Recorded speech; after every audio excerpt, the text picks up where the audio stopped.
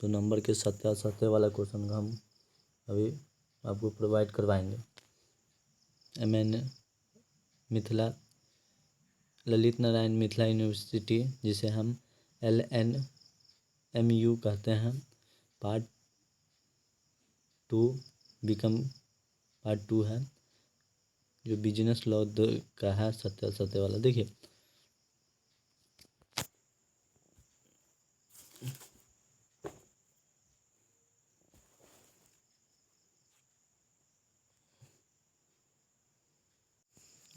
सत्य वाला कुछ क्वेश्चन है। देखिए यहाँ पे सभी अवैध ठहराव व्यर्थ होता, सभी अवैध ठहराव व्यर्थ होता है, मतलब जितना अवैध है सभी अवैध ठहराव अवैध होता है। ये सही है, एकदम सही है। सभी ठहराव अनुबंध नहीं होता। देखिए सभी अनुबंध ठहराव होता है, लेकिन सभी ठहराव अनुबंध नहीं होता। जैसे कि हम या कोई हम अवयस्क आदमी है और कोई मतलब ठहराव करते हैं तो वह अनुबंध नहीं बनेगा, लेकिन जो अनुबंध हो जाएगा तो ठहराव जरूर बन जाएगा। तो सभी ठहराव अनुबंध होते हैं, लेकिन सभी अनुबंध ठहराव होते हैं, लेकिन सभी ठहराव अनुबंध नहीं होता। ये गलत है। उसके बाद प्रस्ताव तथा प्रस्तावक करने की इच्छा में अंतर है, ये सही हो गया। और उसके प्रस्ताव तथा प्रस्ताव के नियंत्रण में कोई अंतर नहीं है, तो ये गलत है। नियंत्रण है, ये आपका गलत हो गया। मतलब स्वीकृति पूर्ण तथा शर्त सहित होनी चाहिए। स्वीकृति पूर्ण तथा शर्त सहित होना चाहिए, ये सही है। प्रस्ताव तथा स्वीकृति के संवहन की कोई आवश्यकता नहीं है, तो ये गलत है, आवश्यकता है। उसके बाद देखिए यहाँ पे टेंडर मांगना प्रस्ताव करने के लिए नियंत्रण है। टेंडर मांगना प्रस्ताव करने के लिए नियंत्रण है, ये सही है। उसके बाद देखिए और करा अनुबंध करने के योग्य पक्षकार का वर्णन धारा 11, 12 या 13, 14 के अंतर्गत किया गया है। तो ये कितना में किया गया? तो 11, 12 के अंतर्गत ये वाला किया गया है, 11, 12 के अंतर्गत किया गया है। उसके बाद राज्य नियम की दृष्टि से सामान्य रूप से 18 वर्ष या 21 वर्ष की व्यक्ति को वयस्क समझा जाता है। तो 18 वर्ष के व्यक्ति को वयस्क समझा जाता है। अवयस्क के साथ किया गया अनुबंध व्यर्थनीय या व्यर्थ होता है। अवयस्क के साथ किया गया अनुबंध सब व्यर्थनीय होता है। अंग्रेजी राजनियम के अनुसार जीवन की आवश्यकता वस्तुओं के लिए अवयस्क को दिवालिया घोषित किया जा सकता है या नहीं किया जा सकता, तो दिवालिया घोषित किया जा सकता है। उसके बाद कहा विवाहित स्त्री अपने स्त्री धन की सीमा तक अनुबंध कर सकती है। तो विवाहित स्त्री अपनी स्त्री के अनुबंध कर सकती है या नहीं कर सकती? तो कर सकती है, अनुबंध कर सकती है। अपना मतलब जो स्त्री धन मिला हुआ है, जो उनके माता पिता के, जो स्त्री के यहाँ के माता पिता से मिला हुआ है, तो उस पर अनुबंध वह कर सकती है। एक डॉक्टर अपने मरीज पर के फीस के बाद प्रस्तुत कर सकता है, तो वह मतलब कि फीस की मांगने के लिए प्रस्तुत कर सकता है। एक मास्टर भी अपना फीस के लिए प्रस्तुत कर सकता है। कहा चाकू दिखाकर सहमति प्राप्त करना उत्पीड़न है, ये सही है, एकदम सही है। चाकू दिखा करके उत्पीड़न है, मतलब किसी से चाकू दिखा करके, ये गलत है।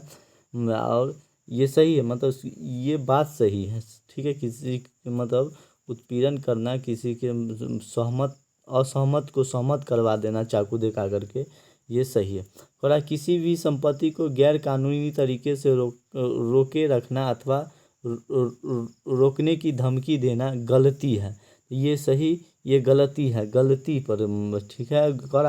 गुरु द्वारा अपने शिष्य पर अनुचित प्रभाव डालना उत्पीड़न है। तो गुरु द्वारा ये असत्य है। गुरु द्वारा अपने शिष्य पर अनुचित प्रभाव डालना ये उत्पीड़न नहीं है, ठीक है। उसके बाद देखिए यहाँ पे कह रहा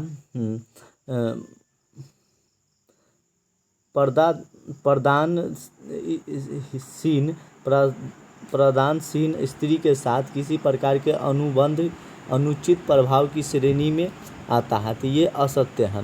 और किसी तत्व के संबंध में जानबूझकर मौन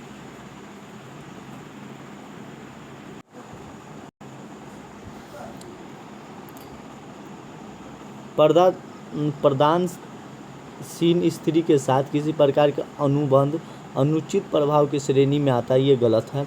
उसके बाद किसी तत्व के संबंध में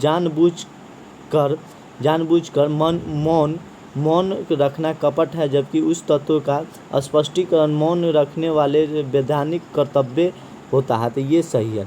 उसके बाद तत्व संबंधित गलती ठहराव के दोनों पक्षकार द्वारा होना चाहिए, दोनों पक्षकार होना चाहिए, ये सही है। उसके बाद प्रतिफल केवल वचन गृहीता द्वारा ही दिया जाता है, तो प्रतिफल वचन गृहीता द्वारा ही दिया जाता है, ये गलत है। प्रतिफल किसी के द्वारा दिया जा सकता है। प्रतिफल के पर्याप्त अनुबंध का अनिवार्य तत्व है, ये भी गलत है। उसके बाद स्वाभाविक प्रेम तथा लगाव के कारण दिए गए वचन में प्रतिफल का होना अनिवार्य है, तो ये सही अनिवार्य नहीं है, तो ये गलती है। मतलब प्रतिफल के लिए अजनबी व्यक्ति को अनुबंध से उत्पीड़न अधिकार की प्राप्ति के लिए वाद प्रस्तुत करने का अधिकार नहीं होता, तो ये आपका गलत है, ये गलत है। उसके बाद विदेशी शत्रु के साथ व्यापार करने की समझौता लोकनीति के विरुद्ध है, तो ये सही है। और उसके बाद मेंटेनेंस तथा चैपरटी एक दूसरे के पर्यायवाची है, तो ये गलत है। उसके बाद एक वयस्क के विवाह में रुकावट डालने की ठहराव व्यर्थ होता है, तो एक वर्ष तो व्यर्थ होता है, ये व्यर्थ हो जाएगा। उसके बाद देखिए यहाँ पे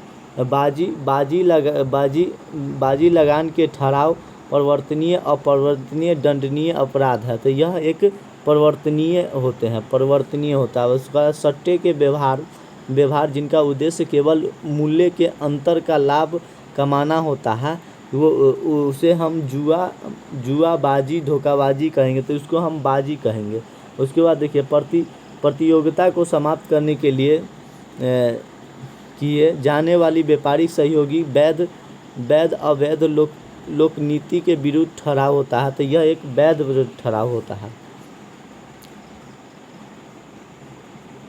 किसी साझेदार द्वारा फर्म को छोड़कर जाने की स्थिति में उससे किए जाने वाला यह ठहराव कि वह भविष्य में कम फर्म से मिलता जुलता व्यापार नहीं करेगा, तो यह व्यर्थ होगा। मतलब किसी साझेदार द्वारा फर्म को छोड़कर जाने वाले स्थिति में उसकी किए जाने वाला यह ठहराव कि वह भविष्य में फर्म से मिलता जुलता व्यापार नहीं करेगा, तो यह व्यर्थ होता है।